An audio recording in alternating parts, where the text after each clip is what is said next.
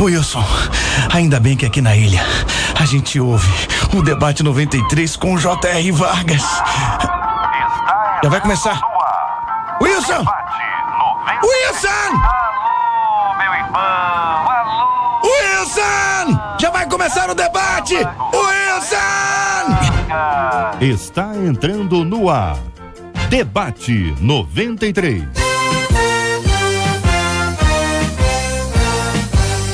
Realização 93 FM. Apresentação J.R. Vargas. Alô, meu irmão, alô, minha irmã, aqui fala J.R. Vargas. Estamos de volta, começando aqui mais uma super edição do nosso Debate 93 de hoje, nessa sexta-feira, dia 18 de julho de 2014. Que a bênção do Senhor esteja aí sobre a sua vida, sobre a sua casa, sobre a sua família, sobre o seu trabalho, sobre a sua igreja. Que a bênção do Senhor esteja com você, onde quer que você vá, onde quer que você esteja. Receba o carinhoso abraço em nome de toda a nossa equipe que já está aqui a postos para te atender, para te receber, para te ouvir. Você liga, você fala com o Debate 93. Fale com o Debate 93. 2461-0093. E-mail debate@radio93.com.br. Facebook Rádio 93 FM. Site www.radio93.com.br. Minha gente, hoje na abertura do nosso Debate no 93 eu chamo aqui a mesa o Lucas Cruz, companheiro nosso aqui da nossa 93 FM, que ontem completou um estágio muito importante de sua vida, com a apresentação da sua monografia, da sua conclusão do curso de jornalismo. Eu já soube da nota aqui que você recebeu lá. Na minha opinião, você merecia mais. Obrigado, JR. Entendeu? Obrigado. Pela sua competência, pela sua habilidade, pelo seu texto, e você concluiu ontem esta enorme etapa e uma vitória extraordinária. Lucas, eu abro o programa de hoje te parabenizando, meu amigo. Obrigado, JR. Obrigado mesmo. Realmente é uma etapa muito importante e vocês todos fazem parte desse momento muito especial na minha vida. Aqui na 93 eu encontrei realmente uma família e os ouvintes também me abraçaram muito bem, graças a Deus, e amo muito vocês. Muito obrigado mesmo. Olha, esse é um menino bom, rapaz, esse é o filho mais novo de todo mundo aqui, no meu caso, o irmão. Isso aí, com certeza. Hein? Com certeza. Olha aí. Olha aí, é melhor concordar. É melhor concordar. É melhor concordar. Lucas, parabéns, meu querido. Deus te abençoe. Obrigado mesmo. Muito bom. Abriu o programa de hoje com essa notícia tão boa e tão importante. Esse nosso Lucas é um bom menino. De domingo a sexta, às 11 da manhã. Debate 93. Na 93 FM. Na 93 FM. A JR diz aqui, uma de nossas queridas ouvintes: olha, o meu neto, ele toca, ele canta e ele é muito atuante na igreja. Eu sempre fiquei muito feliz com o envolvimento dele com a obra e por isso tornei a minha casa, olha que coisa bonita, tornei a minha casa um ponto de encontro para ele e os seus amigos ensaiarem, né? Ensaio de garoto, de menino, em geral é alto, né? E a senhora, né, gente, uma vovó que abre essa porta, é um doce de pessoa.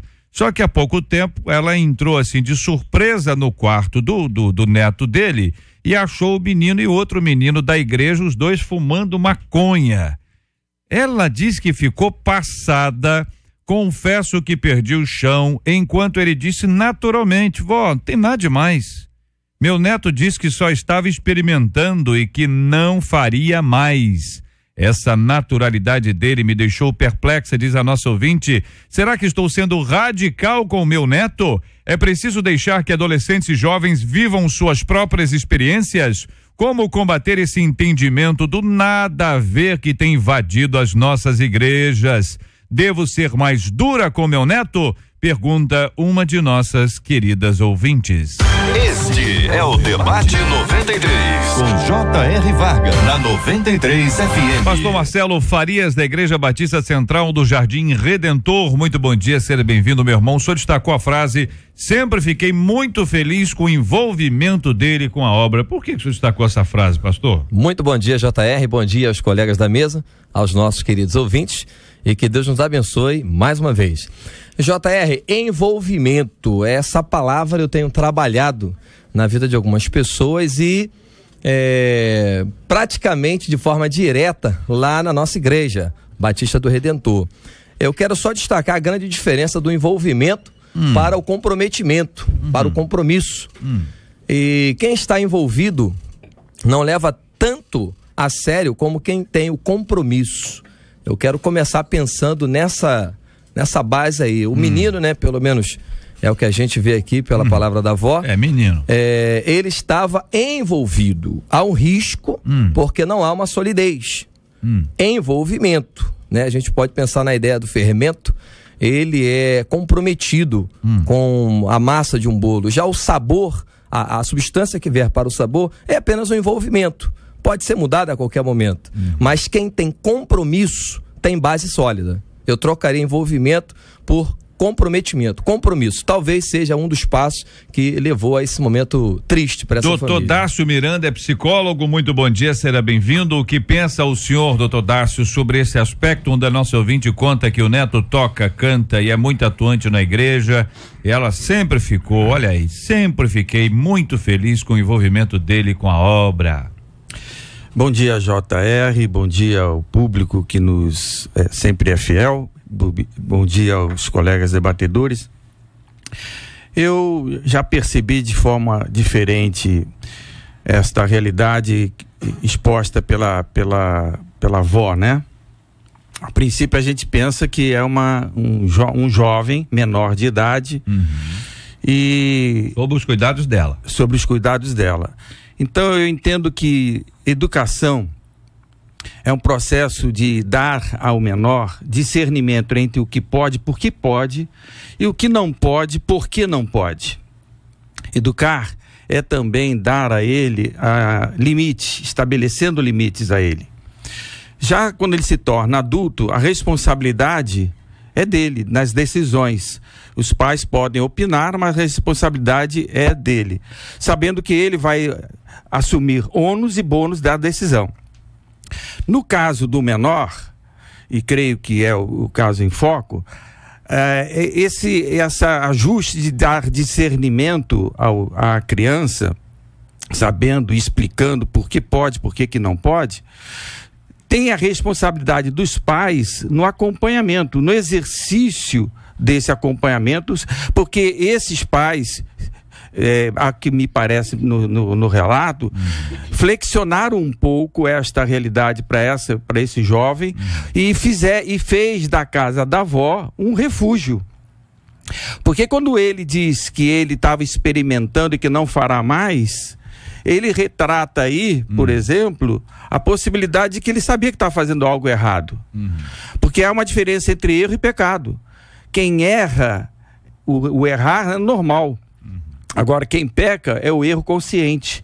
E ele pecou porque quando ele diz que estava fazendo o que não faria mais, ele está entendendo em que pese todo esse envolvimento que, a princípio, parece que está debaixo desse manto, uma outra atitude dele que está sendo protegida pela avó. Quero ouvir também a opinião do querido pastor Luciano Regis, do projeto Restaurando Vidas de Nilópolis. Pastor, bom dia, bem-vindo. O senhor concorda?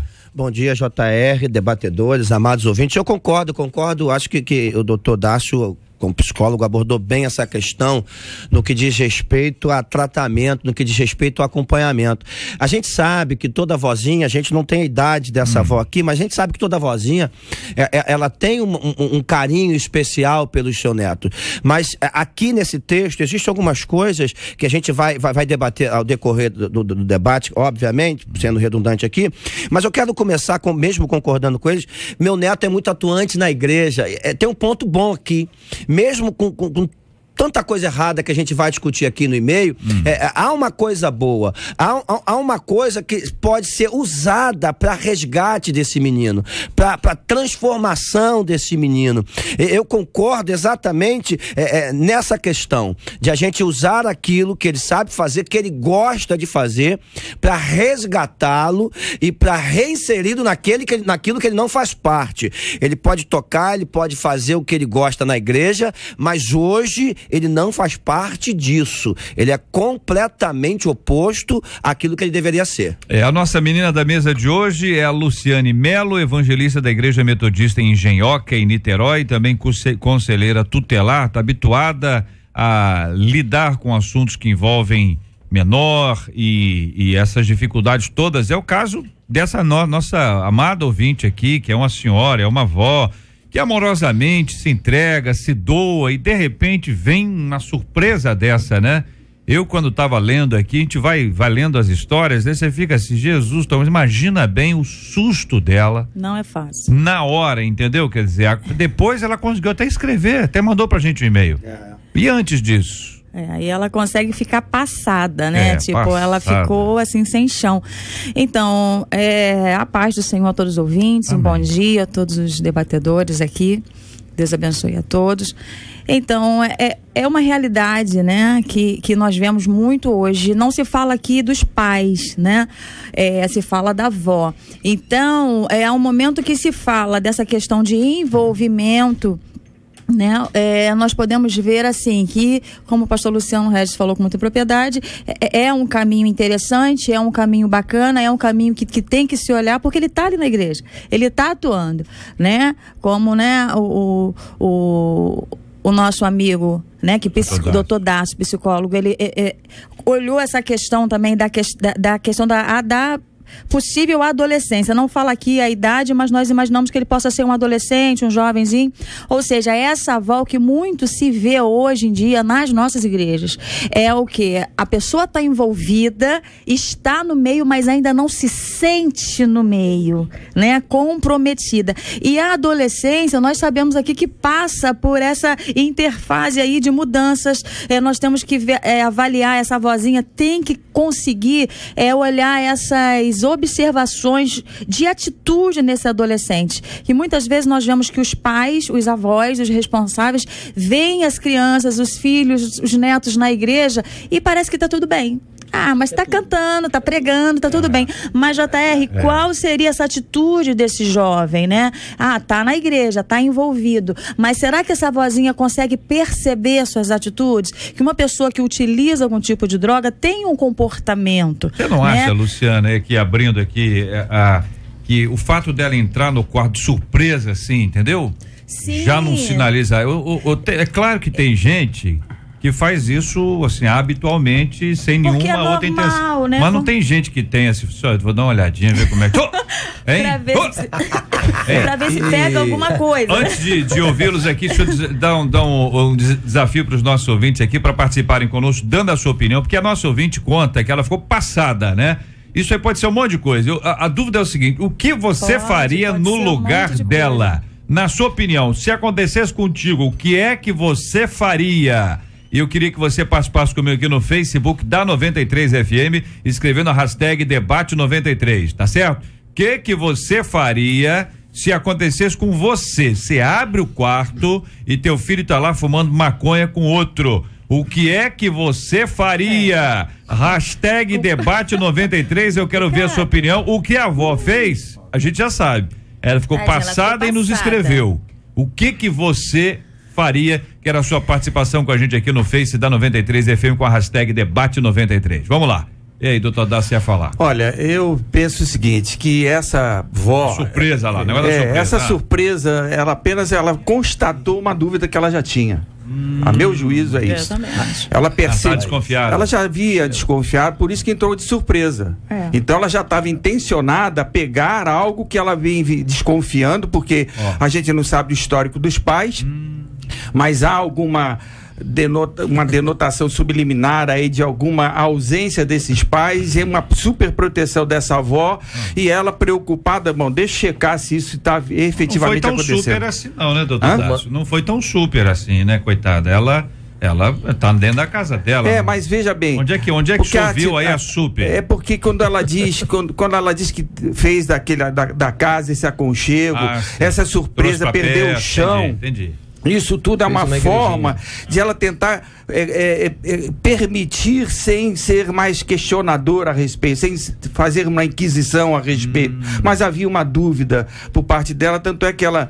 Então, há todo um histórico que me parece da ausência desses pais e de um comportamento, e ele neto, quero dizer, percebendo, bom, minha avó aqui, eu faço o que eu quiser, tá tudo tranquilo, tanto é que ele fez o que fez, porque ele tinha consciência, estava dentro da casa da avó e que ela poderia chegar, e no entanto falou, vó, não tem nada a ver. Então achou que a avó não ia identificar o cheiro, que a avó não entende isso. Tem nada a ver, tá tudo normal. Não, é incenso, vó. Porque é ouro, incenso e mirra. Não tem ouro, não tem mirra, mas tem incenso. Né? Malandro responde tudo. Fala, pastor. E essa droga, né, a maconha, ela não apareceu no estalar de dedos. Tem aqui uma maconha, vamos usar. Não. Houve algo premeditado. Eu fecho aqui com o pastor Luciano na questão de sim, olhar os pontos positivos, olhar as qualidades, show. Mas peraí. Houve uma trama, um projeto, né? Onde tem isso? Ninguém planta isso, pelo menos de forma normal, né? Naturalmente, ninguém planta. Houve aí essa questão, mas eu queria destacar também, eu não sei se foi o doutor Darcy que falou, a superproteção. Foi. Né? Quando a gente gosta muito de alguém, quando a gente admira muito alguém, a gente tem o sério defeito de não enxergar os defeitos. Os problemas, algo que nós poderíamos de forma preventiva já começar a trabalhar. Por exemplo, a maconha. Vamos considerar que fosse a primeira vez, né, que eles estivessem usando. Vamos considerar. Mas vamos imaginar que realmente não fosse.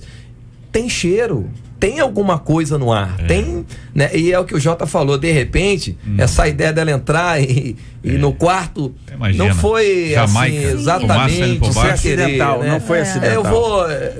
Vai ser minha tacada final. Sim, na realidade agora, vem aí um comportamento também, algo comportamental, né? É aquela questão assim, utilizando a maconha hoje, mas será que esse jovem aí não tem uma questão assim, de algum vazio, algum comportamento dele que já não vinha trazendo e outra coisa, curiosidade o acompanhamento dos líderes espirituais. Aí não é mencionado, a gente não está até agora. E aí chegou na maconha, mas aí tem todo um comportamento que não é justificando, claro que não, mas assim, o adolescente nós sabemos que passa por muitas dúvidas, muitas variações, está saindo da infância, está entrando numa fase quase que adulta na cabecinha dele, e aí gera nele aquela coisa de poder poder tomar atitudes, melhor dizendo, né? E aí traz, pastor Luciano Regis, essa questão aí, né? Creio que o senhor vai tocar num assunto muito importante aí, mas aí traz essa questão aí tô passada, porque eu tô na igreja, tô tocando, tô fazendo tudo, mas e aí, as minhas atitudes? Como que tem sido essas atitudes desse adolescente? Na escola, nós vemos muito no Conselho Tutelar ainda hoje, eu tenho atendido a muitas igrejas com dificuldades, porque os adolescentes, os jovens, eles estão nas igrejas muitas vezes fazendo tudo e precisando de ajuda em casa, conversar em casa, precisando daquele colo e não tem. E aí corre. E aí foge para uma droga. Assim, na verdade, eu queria abordar por um outro ponto, que toda vez que tem algo muito sério envolvido assim, eu falo um pouco da minha vida. Eu fui maconheiro 10 anos. Eu usei droga por 10 anos da minha vida e eu conheci as drogas dentro da escola. Eu estudava num excelente colégio que meu pai pagava, um colégio bem tradicional, onde eu morava, em Nilópolis. E eu conheci droga dentro do colégio. Eu comecei a usar droga dentro da sala de aula com o professor e depois eu conheci alguns amigos do meu pai que me apresentaram algumas outras coisas. Então, quando a gente olha, e eu preciso tocar nisso aqui porque a gente não pode tapar sol com peneira. Quando a gente olha isso aqui, algumas coisas a gente precisa chamar atenção. Primeiro, com toda certeza, esse menino tem paz porque ele criou da casa da avó um ponto de encontro. Então, o que me remete, quando ela diz que criou um ponto de encontro para ele e seus amigos, isso me mostra que ele não morava com a avó, ele mora com os pais, mas criou um ponto de encontro. E a mentalidade de alguém que está vinculado às drogas é completamente diferente do que a gente imagina. Quando ele vai ensaiar lá, possivelmente ele vai ensaiar numa hora que a avó está fazendo alguma coisa.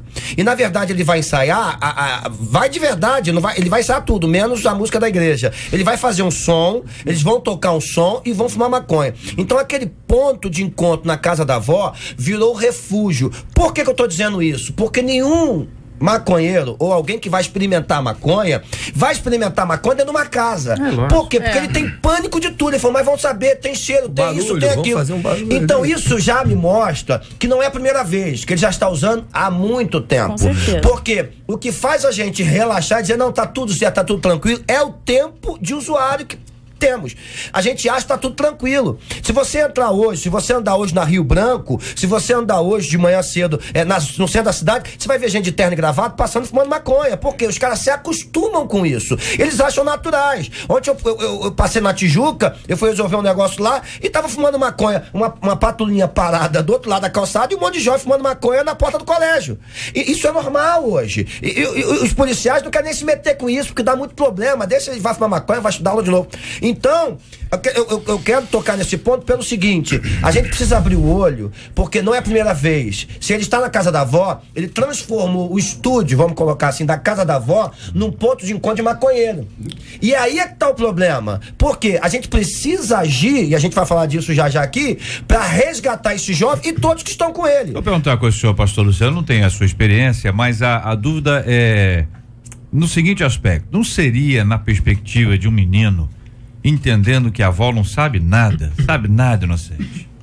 A avó não sabe nada.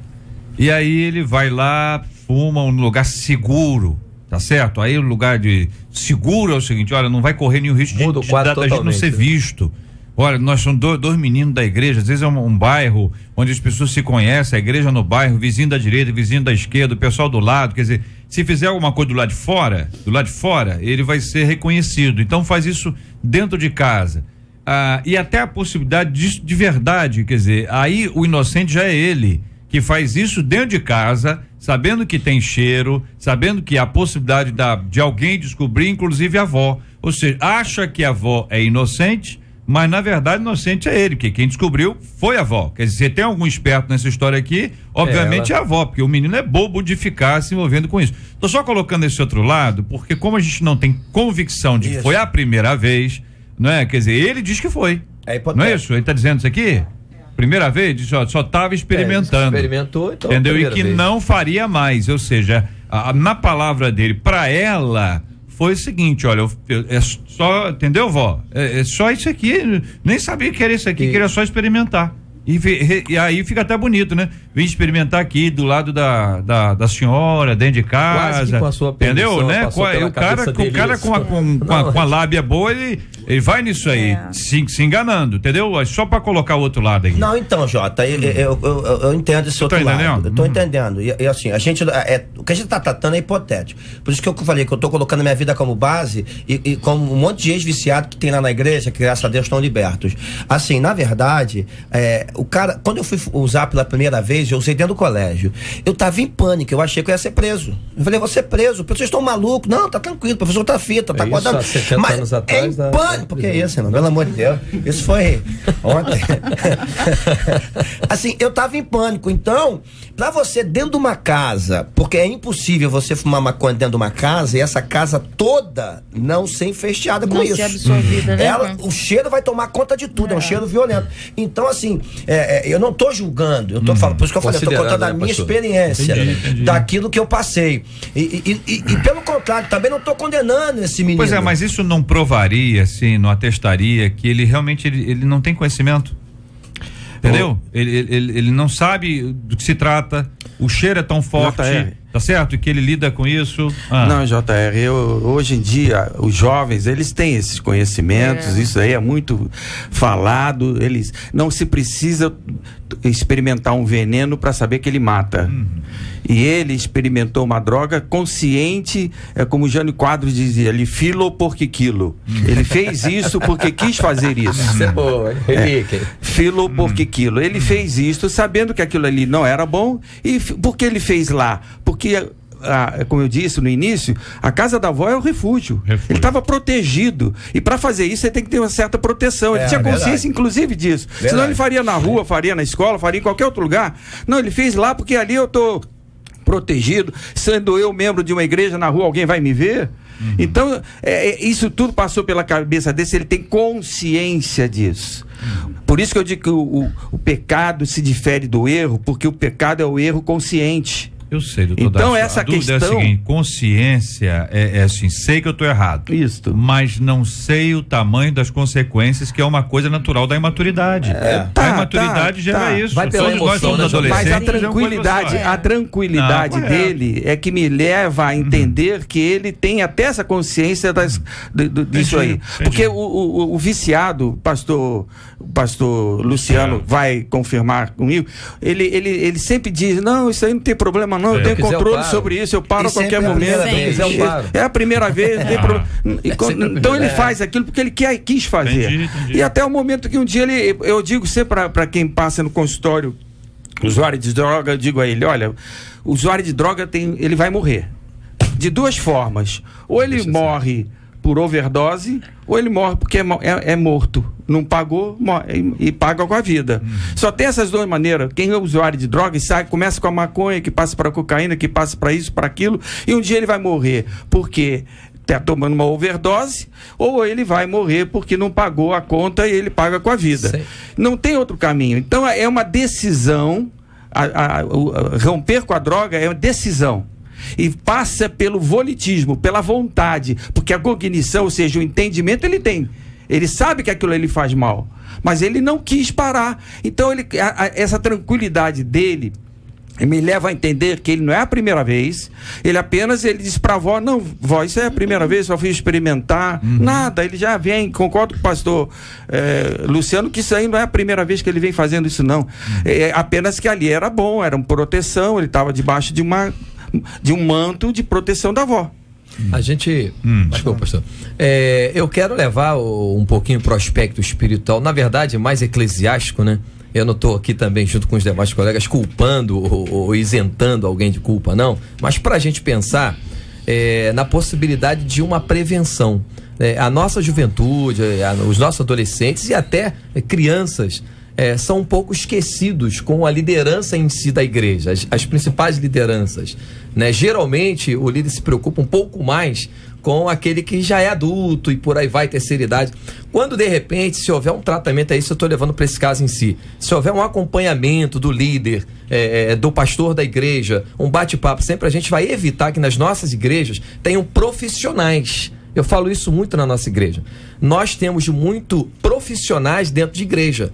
Eu toco muito bem, maravilha, glória a Deus. Toquei lá no altar, acabou, eu desci e não subo mais. Ou a igreja não é no alto, mas eu saio e não entro mais. Porque a minha tarefa foi cumprida. Eu sou levita, eu vim tocar, eu vim fazer isso ou aquilo.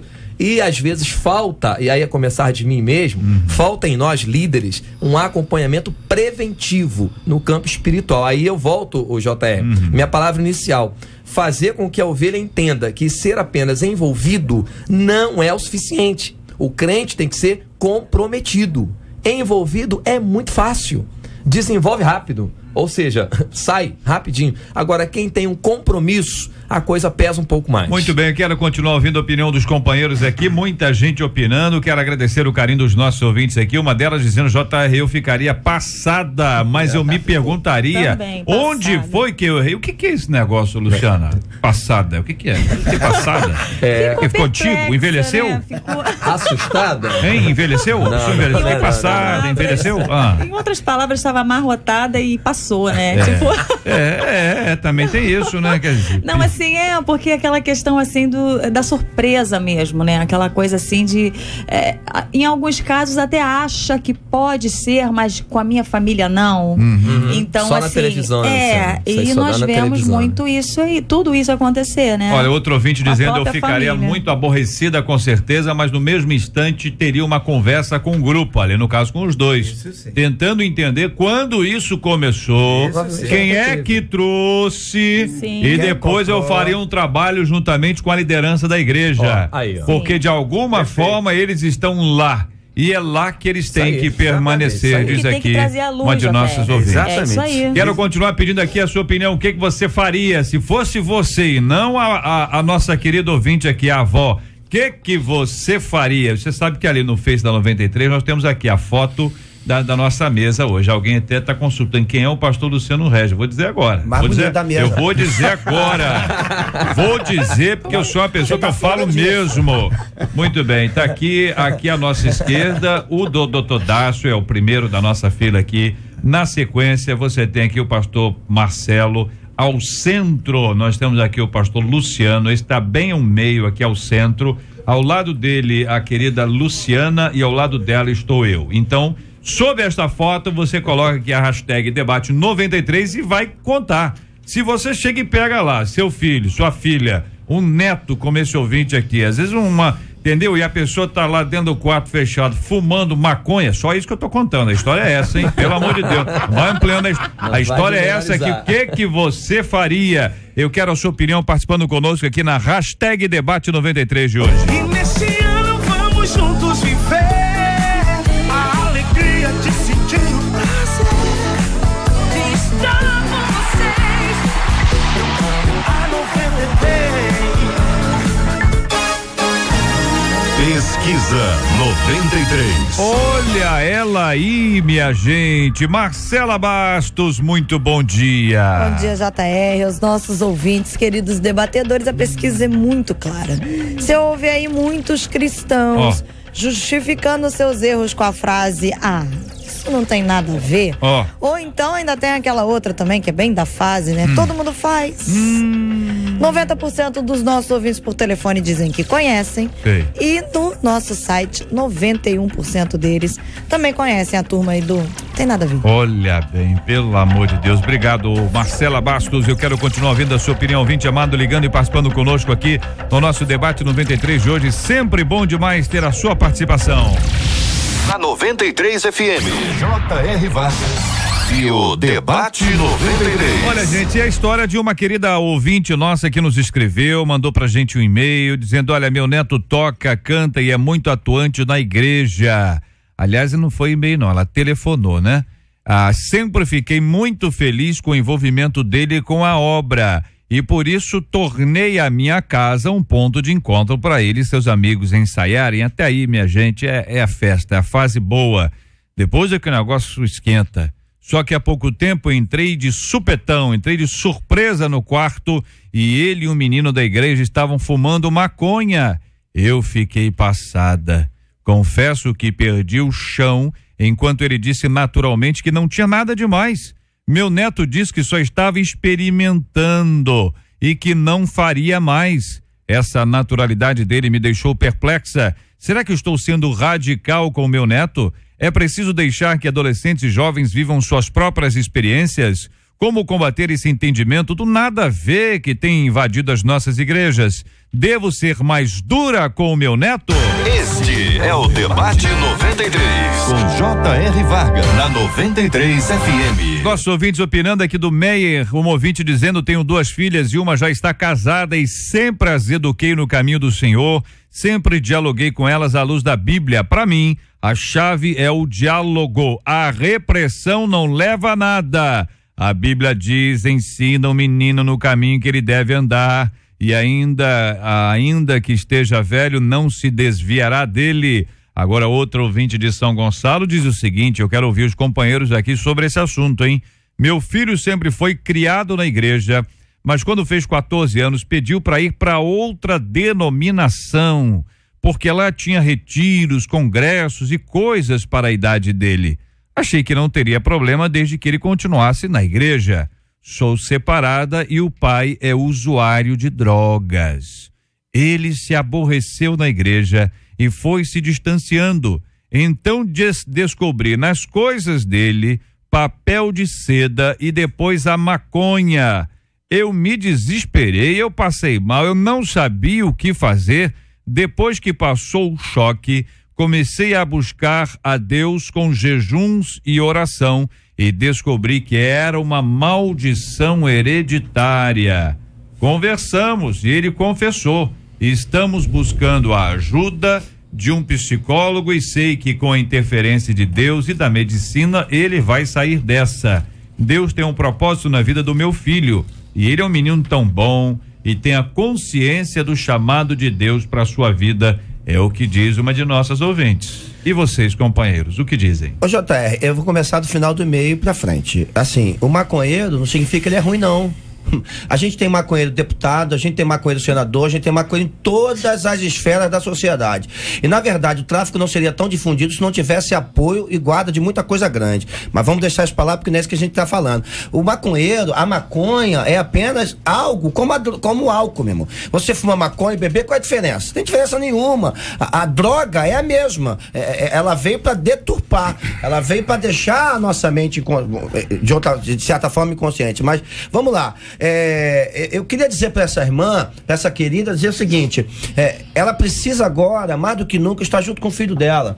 Eu não acredito muito nesse negócio de maldição hereditária, nesse caso específico. Por quê? Porque esse é um menino da igreja que foi para congresso, que foi isso, já aceitou Jesus, já fez, já foi aquilo, o mal já foi quebrado. Agora, eu acredito em decepção, em frustração, e num adolescente, num jovem, muitas vezes sem maturidade, a decepção, a frustração é fator preponderante para ele se perder e entrar por caminhos já facilitados. Por quê? Porque já tinha o pai usuário de drogas. Então eu disse, meu pai usuário de drogas, eu vou fazer também, porque tô cansado, fiz isso, fiz aquilo, ninguém me valoriza. Então ele entrou por um caminho já aberto. Ele entrou por um caminho já de facilidade. Então, não tô contra ela levar ele pro psicólogo, trate, mas ela precisa ter cuidado com o seguinte: é hora dela cuidar do filho dela como um filho normal. É hora dela abraçar o filho dela, porque ele é uma bênção. E eu quero já, se você me permite, eu quero dizer para essa avó aqui do e-mail, se eu puder entrar nisso, eu quero dizer que o que aconteceu na casa dela foi uma bênção.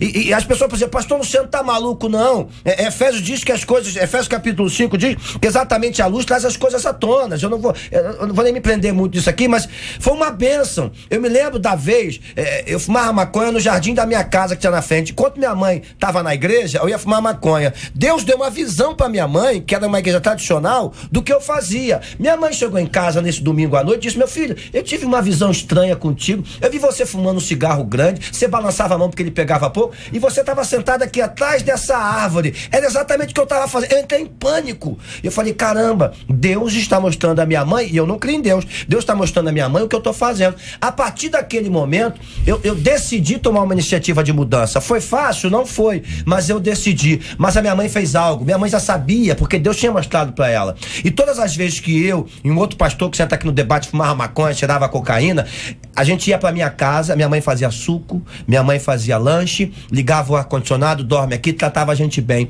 Toda vez que eu usava droga, eu pensava na minha mãe, falei: pô, não posso fazer isso com ela. Minha mãe é muito gente boa. Então o caminho do resgate é o amor.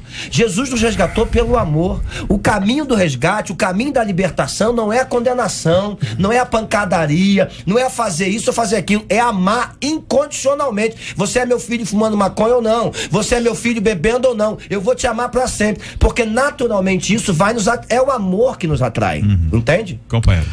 JR, a gênese de todo o processo, bom ou ruim, está no lar. Tudo aquilo que nós somos e tudo aquilo que nós fazemos tem a origem no lar.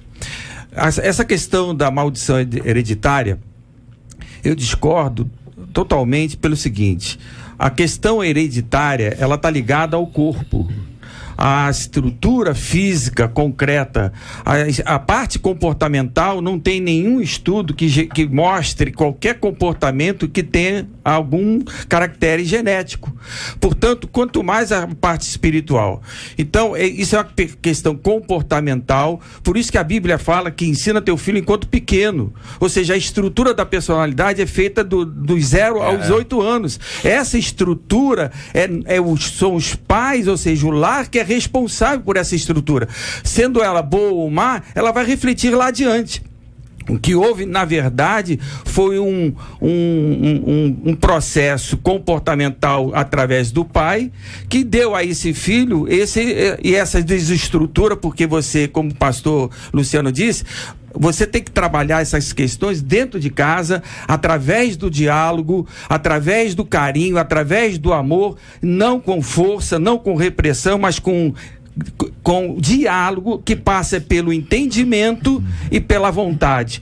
Quando você passa a entender o que está acontecendo e você exercita a tua vontade, você vai mudar. E Deus está porque nós não podemos ser vistos de uma forma apenas única, nós temos que ser vistos de uma forma holística, corpo, mente e espírito. Integral. Essa parte toda integral, corpo, mente e espírito, tem que fazer parte de qualquer processo pedagógico, educacional, pai, pastor, lar, e isso tudo é trabalhado lá dentro da igreja. A gente fala lar, mas entenda que lar também é a igreja, porque nós temos um Pai celestial, convívio, né? Nós temos irmãos em Cristo, então é dentro da igreja, dentro dos lares, que essas questões têm que ser trabalhadas, têm que ser discutidas. Doutor, deixa eu ampliar aqui o que o senhor está falando, mas existe a maioria das famílias, vou mudar, a maioria dos lares brasileiros não tem estrutura para isso que o senhor está dizendo. Então eu acredito que a gente tem que ampliar isso aí, porque se não tem estrutura, não pode ter vergonha de pedir socorro ou ajuda, entendeu? Tem que pedir ajuda. A ajuda, ela é fundamental, mas ela está situada dentro da família, entre pais e filhos, e a gente pode buscar essa ajuda dentro da igreja. Eu acho que a igreja tem essa responsabilidade de poder ajudar nesse processo pedagógico de mudança de comportamento. Porque o problema não é genético, o problema não é medicamentoso, é puramente comportamental. É que às vezes a gente esquece que a pessoa, quando recebe uma notícia como ela, leva um susto. Toma um baque. Não esperava, ela fica sem rumo. Sem rumo, sem chão, isso pode ser um dia, podem ser 2, pode ser uma semana, pode até ser um mês ou até mais, onde a pessoa fica assim, ela não sabe a quem recorrer, ela não sabe o que faz. E esse susto aí, ele pode induzir a erros, a pessoa pode ir lá, pegar o menino, por exemplo, chicotear o menino, prender o menino, colocar pra fora, botar na rua, dizer, isso aqui é viciado, entendeu? Fazer um negócio que ao invés de ajudar, que ao invés de ajudar, atrapalha.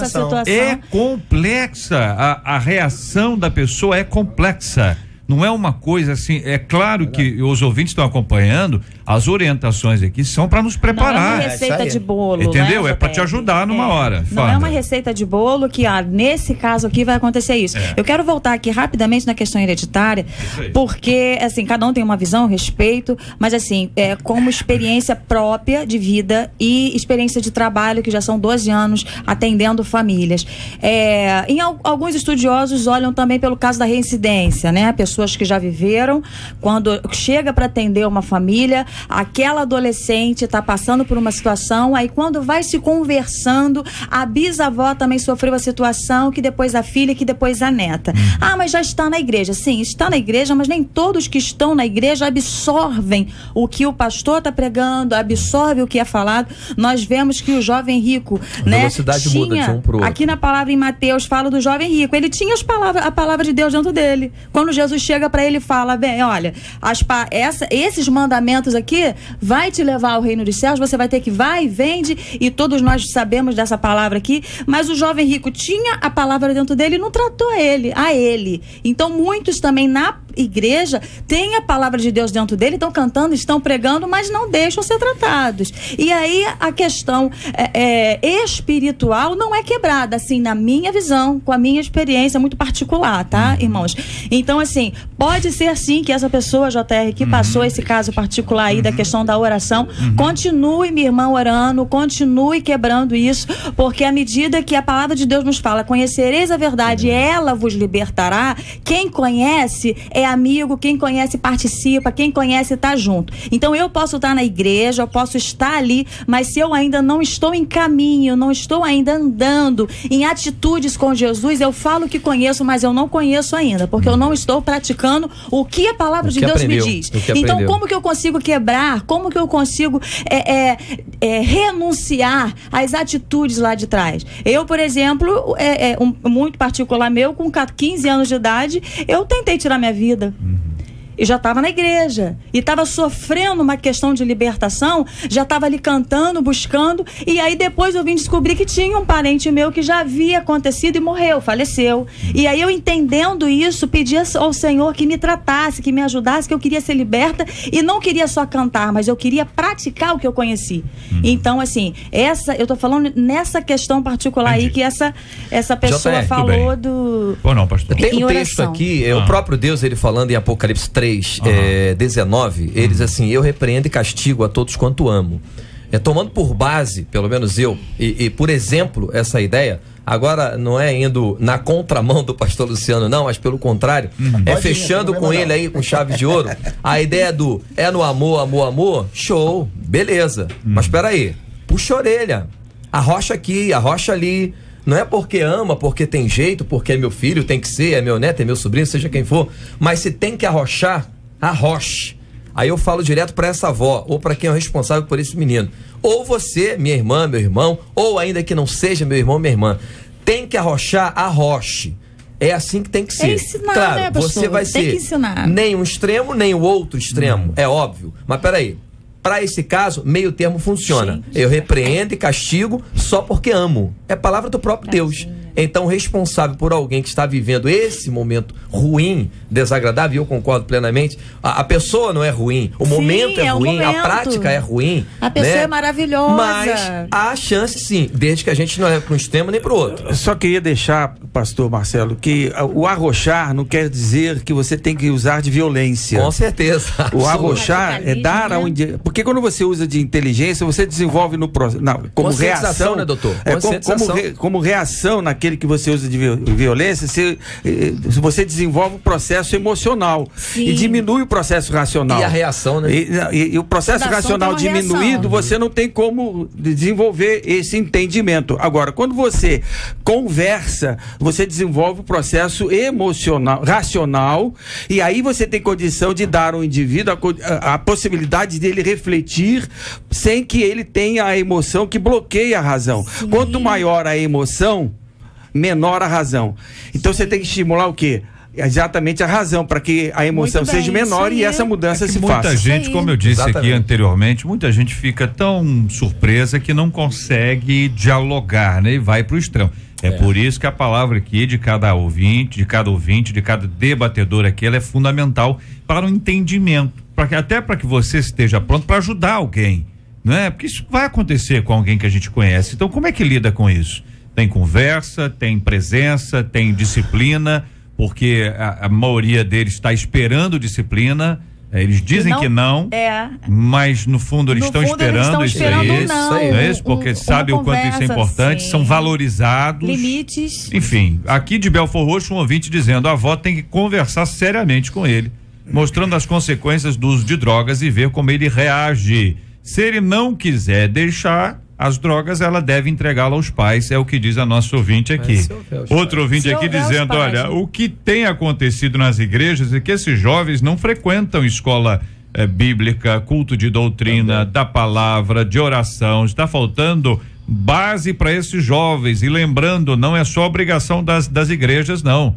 E sim dos pais, diz aqui uma de nossas queridas ouvintes, trazendo a sua opinião sobre esse assunto. Não é uma coisa fácil. Por exemplo, de Nilópolis, um ouvinte dizendo: meu filho foi criado desde o ventre na igreja, mas aos 16 ele começou a usar drogas. A igreja não nos apoiou e acabou nos excluindo. Ele entrou para o tráfico e chegou até a ser preso. Hoje, depois de muitas lutas, ele largou tudo, casou e tem filhos, mas não quer saber de igreja. Eu conheci uma igreja que me abraçou e cuida de mim com muito amor. Até hoje eu choro. Ele está com 30 anos, ajustou a vida, mas não quer ir para a igreja. Me ajudem em oração para que eu também consiga superar tudo isso, é o que pede uma de nossas queridas ouvintes. Observem que quando a nossa ouvinte que escreveu o e-mail diz como combater esse entendimento do não tem nada a ver, que tem invadido as nossas igrejas, né? Ela está falando sobre uma realidade, a realidade que ela conhece, me parece aqui pela opinião dos nossos ouvintes, e a pesquisa, vamos lá para o resultado final da pesquisa, que tem muita gente que conhece esse tipo de hábito, esse tipo de terminologia, e que infelizmente isso vem ganhando espaço e tornando pessoas aprisionadas. Qual o resultado aí, Marcela? Encerramos tanto por telefone quanto pelo site com 92% dos nossos ouvintes afirmando que tem muito crente aí que justifica o erro com nada a ver. Como combater isso, gente? Como é que a gente dialoga com adolescentes, jovens, adultos, viúvas, para dizer, olha, a Bíblia diz isso, hein? Aí a pessoa diz, tem nada a ver. Eu fico com a palavra de Deus. Quando Jesus é levado ao deserto para ser tentado pelo diabo, ele não usou outra coisa senão a palavra. E pela palavra ele venceu, pela palavra ele foi abençoado, pela palavra ele foi servido pelo reino de Deus. Mateus capítulo 4. Eu acredito que o nada a ver não se transforma ou se muda com o que eu penso ou com o que eu acho, porque o que eu penso e o que eu acho também pode estar numa mão contrária ao que diz a palavra. Eu acredito que, primeiro, tem que ter exortação, tem que ter edificação e o consolo. Então, tem que ter palavra de Deus, tem que ter ajuda e tem que ter apoio, porque senão não há como mudar a vida de ninguém. No e-mail que foi passado aí, deixa eu só dar um gancho aqui, eu quero tranquilizar essa mãe, dizendo que aquele que começou boa obra é fiel para completar.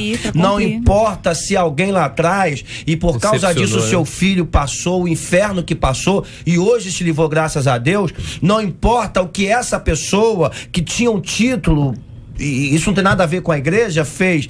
Quem começou a obra foi Deus. E tenha uma certeza, ele é fiel para completar. Em nome de Jesus. Amém. E é o ensinamento, né, JR? Porque nós vemos que Jesus andou, no livro de Mateus, nós vemos que aproximadamente durante 3 anos, Jesus andou com os discípulos, ensinando. E quantos discípulos tiveram atitudes que falharam? Educado a trabalho, JR, educado a trabalho. Mas é uma questão que compete à família. Segundo a Lei Federal 8.069, a criança ou adolescente, ele é um ser em desenvolvimento. Então, assim, se partilhar igreja e família, a coisa anda. O que acontece é a inversão de papéis nas famílias e eles transferem para o pastor e o pastor tem que educar seus filhos, o conselho tutelar tem que educar seus filhos, psicólogos têm que educar, enfim, uma coisa que os pais têm que dar os limites segundo a palavra de Deus. E ainda acrescenta-se aí, quando a igreja tem uma estrutura de jovens e de adolescentes, a transferência para esse grupo, enquanto esse grupo e a igreja são apenas para apoiar. Inclusive para orientar os pais. E se os pais não sabem como fazer, peçam ajuda. Pede socorro. Essa é a forma mais simples e natural para a gente aprender cada vez mais. Muito obrigado, companheiros, pelas opiniões, parceria aqui conosco ao trazer para o coração de tantos ouvintes, em especial para essa avó. Vó é sempre muito doce. Vó é aquela menina que todo mundo ama. Vó tem carinho, vó tem presença. Vó às vezes até exagera, faz coisa que todo mundo gosta, atende a todos os pedidos dos netos, às vezes exagera. Mas ainda quando exagera, faz com muito amor, porque está entendendo que isso deve ser feito. Para essa avó e tantas outras vozinhas queridas nos acompanhando, a certeza de que pela graça de Deus há saída. O nosso Deus, ele é poderoso para fazer infinitamente mais do que tudo que pedimos ou pensamos. Não desista do seu neto, não desista da sua neta, não desista do seu filho, da sua filha. Vamos continuar essa luta, só que com a presença e a graça de Deus, lembrando que o Senhor é quem peleja por nós, que nós podemos descansar à sombra do Onipotente e pedir que Ele nos ajude a vencer batalhas complicadas e difíceis como esta.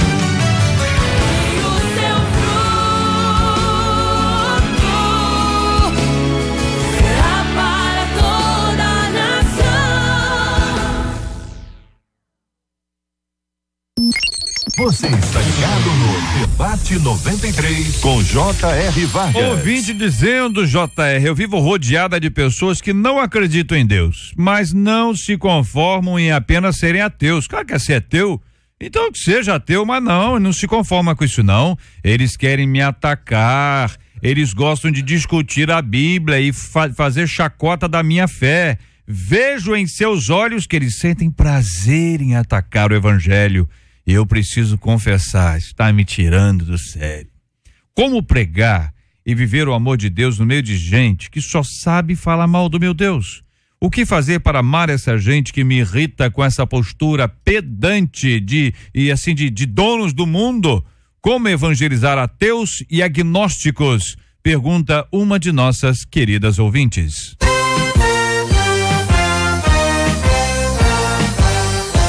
Esses e outros assuntos estarão nesta segunda-feira, se Deus quiser, a partir das 11 horas da manhã, em mais uma super edição do nosso Debate 93. Muito obrigado, pastor Luciano Regis. Um abraço, meu irmão.